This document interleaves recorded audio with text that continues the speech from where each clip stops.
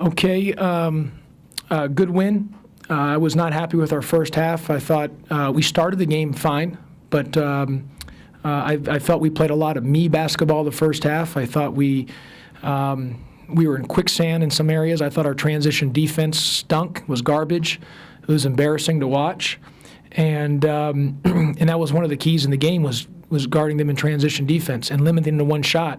They were kicking our rear end in the first half on the glass, and they were kicking our rear end in fast break opportunities. So the first half basketball, which is a credit to Tulane, credit to Coach Conroy and Tulane, but I was embarrassed. I told our guys at halftime I was embarrassing, and I showed them the film. I told them, you're either going to, we don't coach and teach you these things, so either you're going to pick it up or tomorrow in practice for 3 straight hours we're doing transition defense basketball.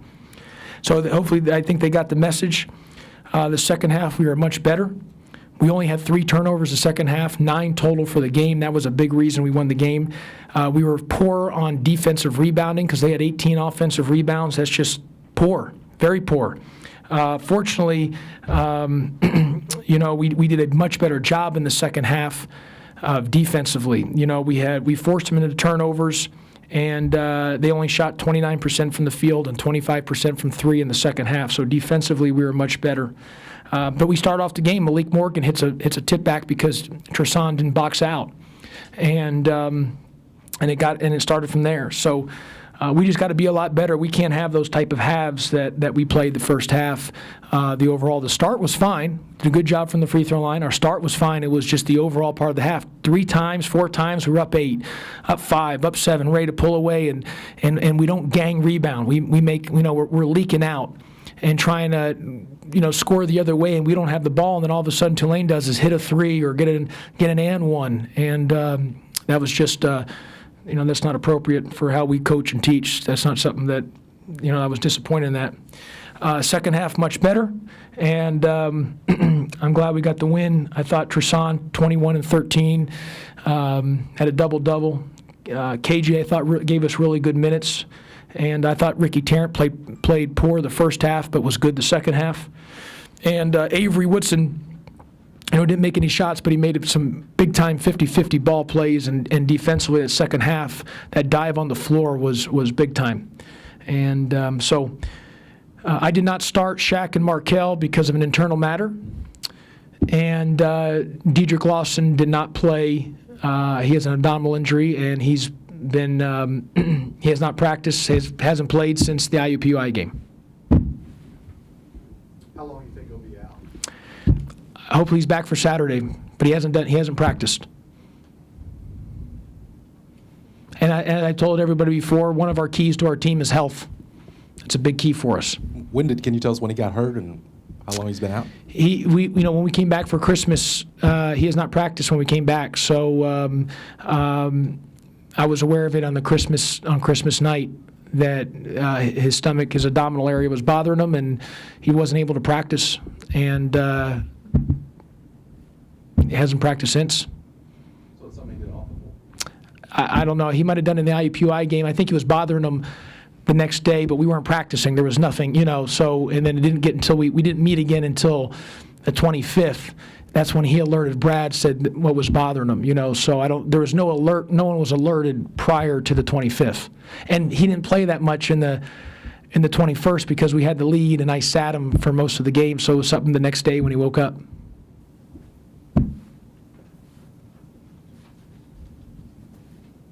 Was Nick not playing part of the internal matters with Markell and Shaq?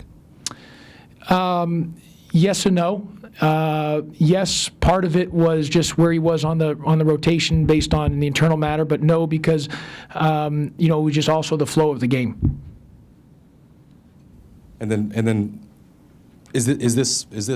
I don't know. You said the start was good, but the first half was not. So obviously there was times you could have pulled away. Well, the start was good. It was because the overall first half was not because we were up multiple times 5, 8, 6. And we didn't gang rebound. And then our transition defense was garbage the first half.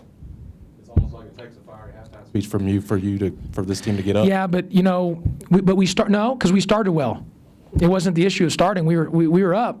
It was when we were up to finish the possession. We didn't finish the possession. That was a big thing. we were leaking out, and that's not what's taught here.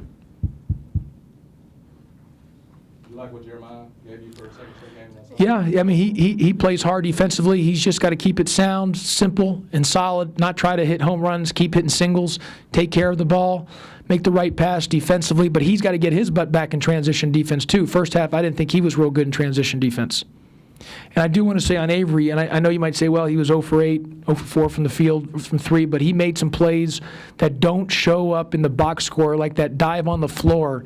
That's a big-time winning play that makes a difference in us winning the game and not.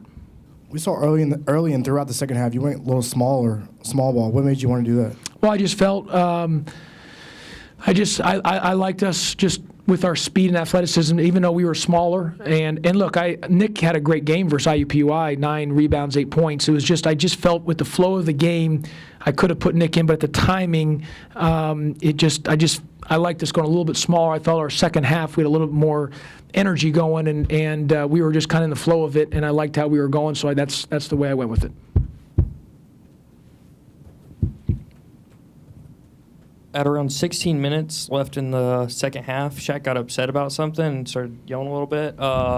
You called timeout. Can you talk about what he was upset about? He was upset about something. It was minor, but I saw it, and so I had to calm him down because I just had to grab him, calm him down. That's why I called a timeout, and he was calm. He was good after that. But again, basketball is just an energy game. There's going to be energy. So, and we need Shaq. Now, Shaq had 17 and 8, and I still think he can be a lot better. I think he can still be a lot better. Any chance that you might stick with TB in this spot because of what he did? I realize he started because of the discipline, but since he did so well, or do you prefer keeping him in that 6-man spot? You're good. I don't know. I got to watch the film, and I thought KJ was good too. I mean, KJ had 15 and 7, and I thought both those guys produced. So just something to look at. But I've said this before, Jason. We got more than 5 starters. So is the discipline for those 3 over now? But the internal matter, we move on. And then Craig Randall, I don't believe was. Craig Randall, it was personal. He was not feeling well, and then he was scheduled to come back yesterday, and his flight got canceled in Chicago. So he's back.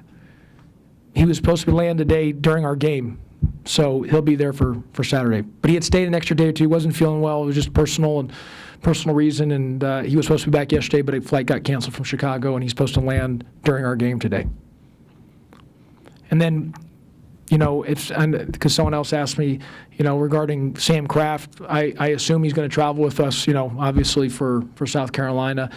We don't need to start saying that he's, I haven't seen him play, don't know if he can do anything. I do think that, he's a good guy. I thought he was a good player out of high school. I don't know if he's even picked up a ball. So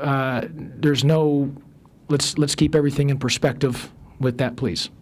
So I know you said Diedrich hasn't practiced since Christmas break, but does he need the 2 practices before the South Carolina game to play, or if he wakes up Friday or Saturday and says, I want to play, will you play him? I mean, my issue is more on he hasn't done anything since IUPUI game. It's more about conditioning, it's rhythm. So, he's going to have to practice. I think it's going to be hard for him to sit out for 2 straight weeks since the IUPUI because he didn't do anything after the game. To sit out basically and then not do anything and then all of a sudden try to play at a high level game, he's going to have to get his wind back something a little bit. It's not like it's it just happened today and it's going to be out a day or 2. This has been a little bit of a thing, so I'm more concerned about his rhythm and his conditioning. Since we got you, can you talk about what you expect from South Carolina and that road environment?